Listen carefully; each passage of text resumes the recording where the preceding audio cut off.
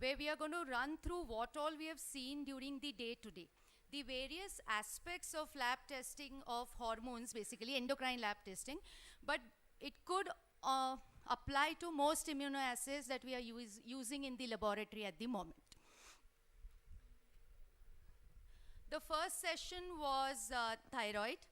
So in thyroid, we realized that the TSH variation at the level of around 4 can cause a lot of problem to us.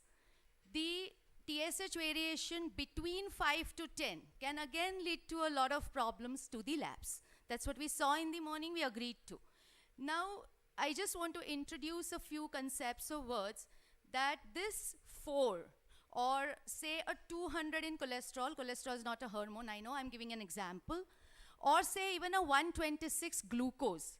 These levels are known as the medical decision levels because this is where it is critical that the lab shows its best performance perhaps, or at least acceptable performance.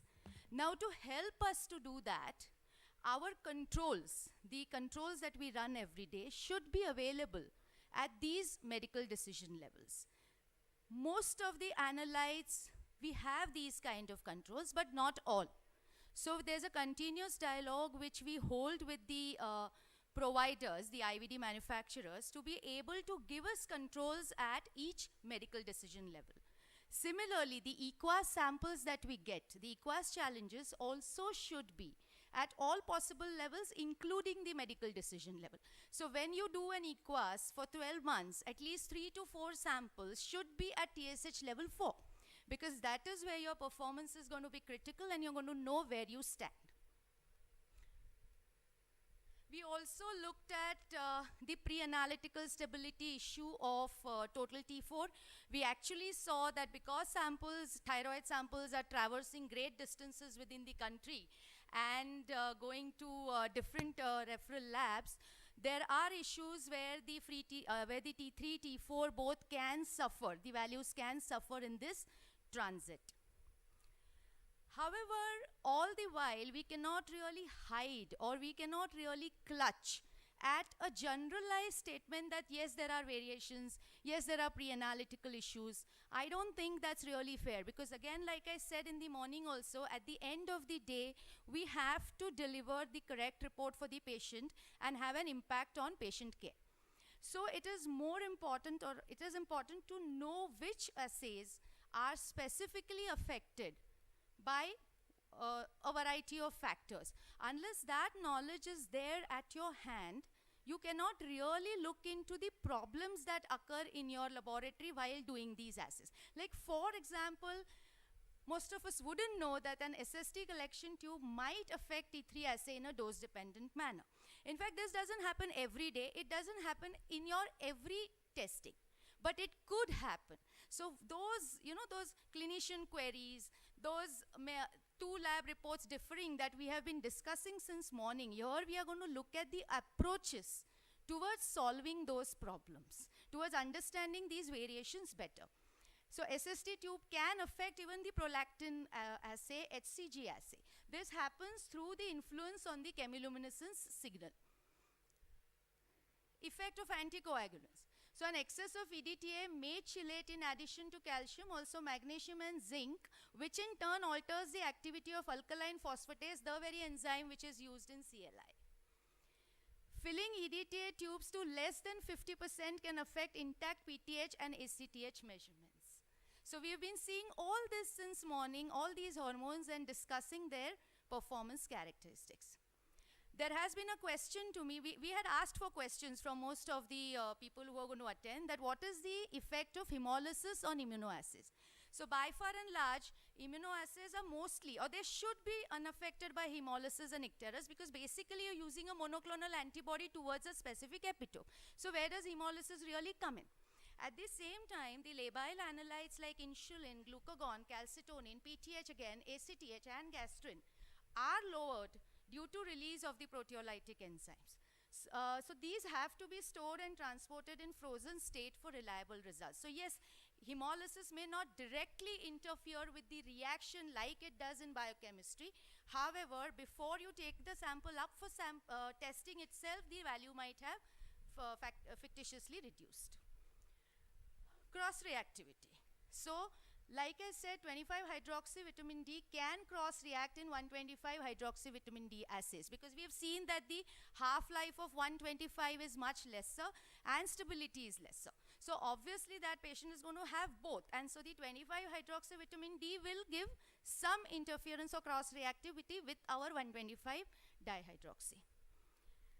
In vitamin D, the learning points were the need for harmonization of assays. The purpose of the harmonization of immunoassays is to obtain similar results for the analyte measured by different harmonized immunoassays calibrated with the use of same calibrators. So it's really an exercise to open each kit insert and look for the traceability of the calibrator of that particular analyte. And you will be surprised at the answers that you will get through these kit inserts. I would encourage all of us to go back to the labs and do the exercise. Basically, it will tell us that their reference methods and materials really need to be established for quite a few number of assays even today. In parathyroid, I thought that the learning point was what is exactly measured by my assay. So we saw that the assay design could affect what you are measuring. So unless we have looked whether we have an ultra TSH assay, or we have an intact PTH assay, or which GH isoforms are being looked at in your GH assay, we would not be able to give a report confidently. In infertility, we saw that if we have to introduce either a new assay or shift from one assay to another, there is a huge verification process, validation verification process.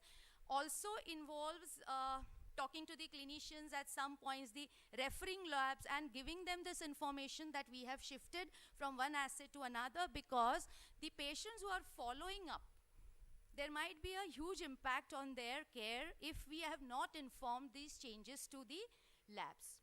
We also looked at interferences in immunoassays. So various interferences, some of them Bhavna mentioned, heterophilic antibody and the HAMAs, of course, human anti-mouse antibodies. So both these antibodies can cause interference in the immunoassays. Say 0.05 to 6% has been reported. That much is the percentage of this interference. Even hormone binding proteins, albumin, SHBG, TBG, CBG, we have discussed some of them since morning.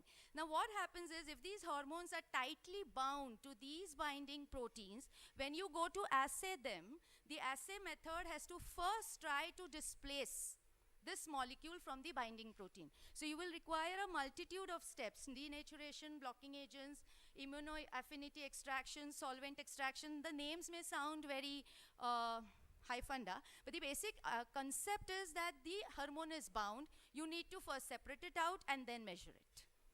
So this could be a technical block in these assay designs. Now reference interval is a huge problem, and we are really facing it every day.